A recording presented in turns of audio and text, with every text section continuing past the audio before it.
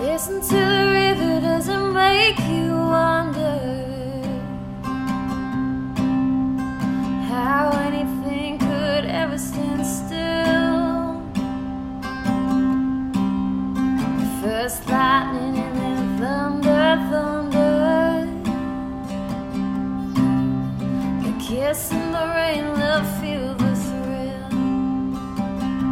I only want you, I only want you, I want what we had. I only want you, I only want you, it's as simple as that. In 1928, John A. Shedd released a collection of sayings titled Salt from My Attic, and the following quote was included. A ship in harbor is safe, but that's not what ships are built for.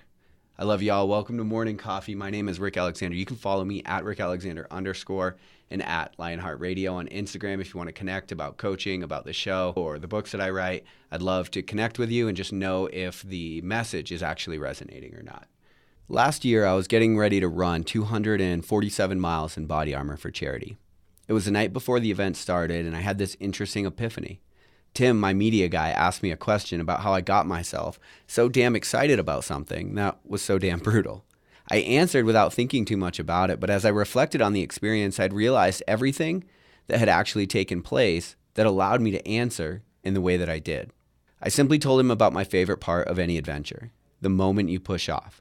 The second you step off, you're now dealing with the unknown. Anything can happen, and that's where the conversation sort of ended. But as I think about it, I know that anything can happen means that it's usually unforeseeable, and it usually forces you to grow in a way that you would never think about in any other context. And that's something that is innate to adventure, but almost impossible to recreate from the safety of the shore. Like, we can aim our growth as much as possible, but the truth is that life is a much better teacher than any book, any podcast, or any coach. Life gives it to you real, raw, unfiltered. But the thing about adventure that blows me away is that I keep choosing it. I've had businesses that failed. I've had my lungs so full of fluid I couldn't lay down on my back, forcing me into 72 hours of running without a wink of sleep, causing intense hallucinations. I've had my heart broken into so many damn pieces that I couldn't possibly find them all again. And I've questioned my own motives in a life that seems content to tear me apart over and over again. But the truth is, that's kind of what a life of growth requires. It'll tear you apart many times so that you learn how to rebuild yourself. I do think it's worth mentioning that not everyone gets there. Like, sometimes on our hero's journey, we end up in chaos through heartache and pain, failure, or loss, and we never do reemerge. Or we reemerge with new coping mechanisms we wouldn't choose to reemerge with, like addiction. The reason I'm saying this is because if you're listening to this, you're still in the fight. You still have the option to look at the ways that life has tried to break you and choose not to allow it to happen, or choose to get back up anyway.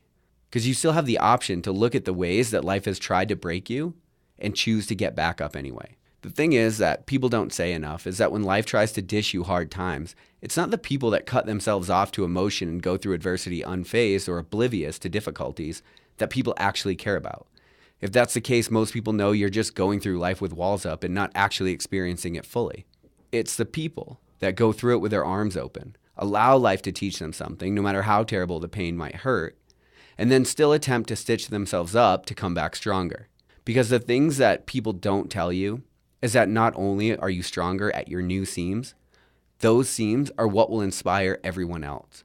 Like, if you can go through this human experience and not allow it to rob you of your humanity, you are the kind of person that this world needs.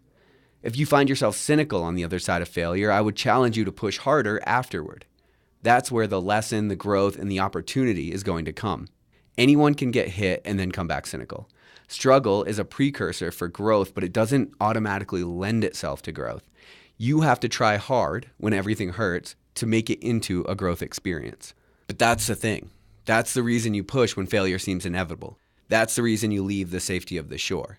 Because every time you do, you open yourself up for life to teach you something that you wouldn't learn in any other way. And every time that you learn that thing, you've gained more potential. You're better positioned to impact the world because you know yourself better and you know something about life better. I also think it's worth mentioning that not everyone fails. But in all actuality, if you want to do something exceptional with your time on Earth, you are inevitably going to find yourself at the mercy of a couple failures. That's why Silicon Valley has the phrase fail fast, because they've figured this out. You fail, you tweak, you account for what went wrong, and then you double down on your next effort. Some of the business world understands this, but oftentimes we fail to understand this in our own lives. And that double entendre was intended, by the way. But I think it's worth mentioning that regardless of how you've acted toward adversity in the past, you don't have to show up in the same way in the future, especially now that you're cognizant of it. You don't have to be the hurt person that chooses to hurt people. You don't have to be the business owner that becomes cynical and ushers other hopefuls into the rat race. Like, you can react differently. Often we get thrust into difficult times, so we react however our biology and our current psychological makeup allow us to react. But now your psyche is changing. You can make contact with your environment in a totally new way by really taking the time to learn from an experience and not allowing it to simply change you into a smaller version of who you are capable of being.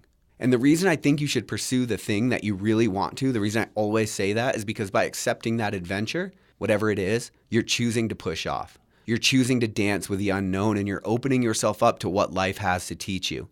If you learn enough of those lessons and you don't allow them to make you cynical, you're going to be participating in a different kind of life. Oh, and if you do push off into the unknown, I'd love to know about it. Let's tackle this shit together. Love y'all. Talk to you tomorrow on Morning Coffee. You're searching for a home, a place to lay your head,